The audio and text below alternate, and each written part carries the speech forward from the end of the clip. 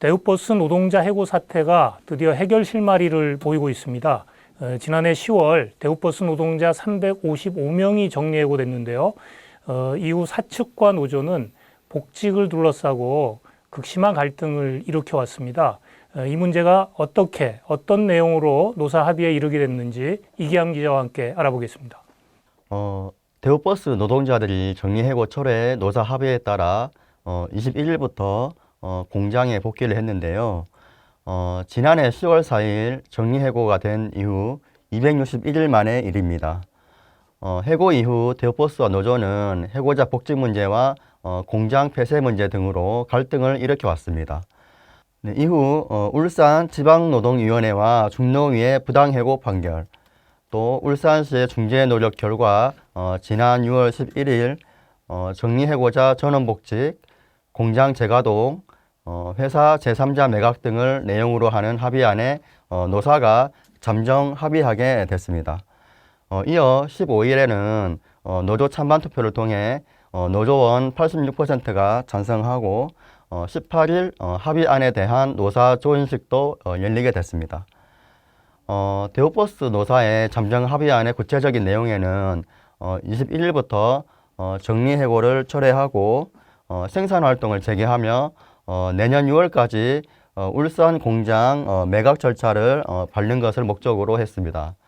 또 정리해고 기간이었던 9개월 동안 밀린 임금이 있었는데 노조가 정부의 실업수당 등을 감안해서 3개월치만 받기로 합의했고 인력 운영은 노사 합의를 거쳐서 진행하기로 했습니다. 만약에 유휴 인력이 발생하면 유급순환휴직을 시행하기로 합의를 했습니다. 네, 지난 21일에는 송철호 시장과 박재우 대우버스 노조 지회장 등 대우버스 노조 관계자가 참석한 가운데 면담이 열렸는데요. 정리해고를 철회한 노사 합의에 대해 송철호 시장은 환영의 뜻을 전달했습니다. 또 향후 대우버스 매각에 대해서도 관심을 지속적으로 가지겠다고 밝혔습니다. 네, 이번에 대우버스 노동자들이 공장으로 다시 돌아가게 된 것은 다행스러운 일입니다. 하지만 이번 합의가 노동자들의 완전한 복직은 아니라는 얘기도 있는데요. 어떤 절차들이 남아 있나요? 우선 노동자들이 공장에 복귀한 것은 다행스러운 일이지만 노조는 향후 매각까지 잘 이루어져야 완전한 복직이 이루어질 수 있다면서 정부와 지자체에 적극적인 지원을 촉구하고 있습니다.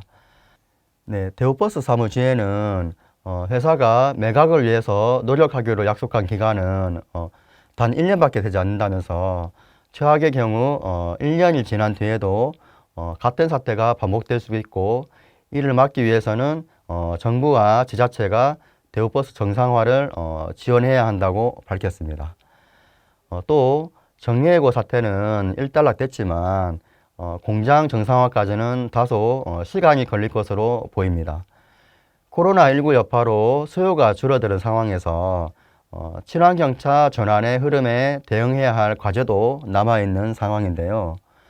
앞으로 노사가 고용 승계를 위해 영업 양도로 매각을 진행하기로 합의를 했지만은 매각 과정이 순조롭게 이루어질 수 있는지도 지켜봐야 할 대목입니다.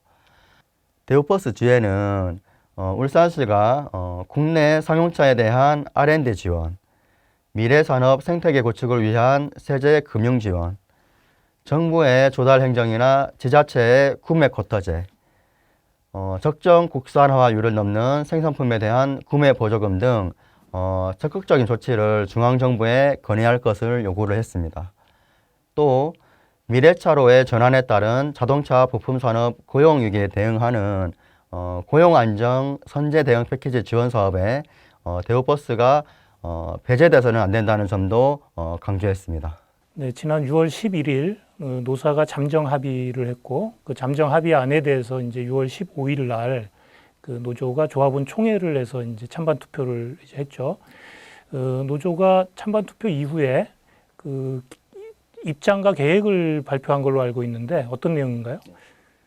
금속노조 부산 양산지부 대우버스 지회와 대우버스 사무지회는 6월 14일부터 15일까지 잠정 합의안 찬반 투표를 수행했는데요.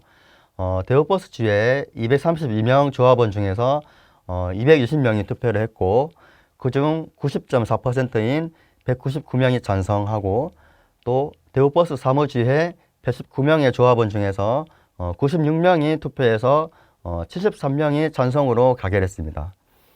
네, 그간 노조는 회사의 일방적인 공장 폐업과 해외 이전을 막고 부당 해고와 위장 폐업에 맞서 254일을 투쟁해 왔는데 15일 정리해고 철회 의견 일치서를 조합원 총회를 통해서 가결을 한 것입니다.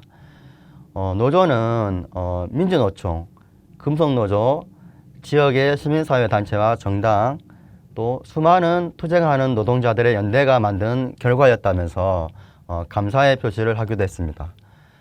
예, 하지만 사측의 잘못된 경영 책임으로 공장은 9개월이 넘는 시간 동안 멈추게 됐고, 이로 인해 고객들은 등을 돌리고 또 부품 협력사 노동자는 일자리를 잃게 됐습니다.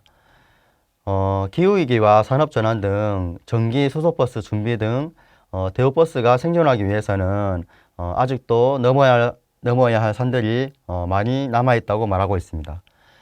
때문에 투쟁은 매각이 완전히 진행될 때까지 잠시 멈춘 것이라고 노조는 말하고 있습니다. 네, 그 355명에 달하는 노동자 해고 문제로 1년 가까이 투쟁해왔던 대우버스 노동자 복직 문제가 해결의 실마리를 지금 보이고 있는 건 참 다행스러운 일이라고 생각합니다. 공장이 또 해외로 이전되지 않은 것도 환영할 만한 일이고요. 하지만 앞으로 매각 절차가 남아있는 만큼 지자체, 회사, 노조가 함께 노력해서 이 문제가 완전히 매듭지어지기를 바랍니다. 이기양 기자, 수고했습니다.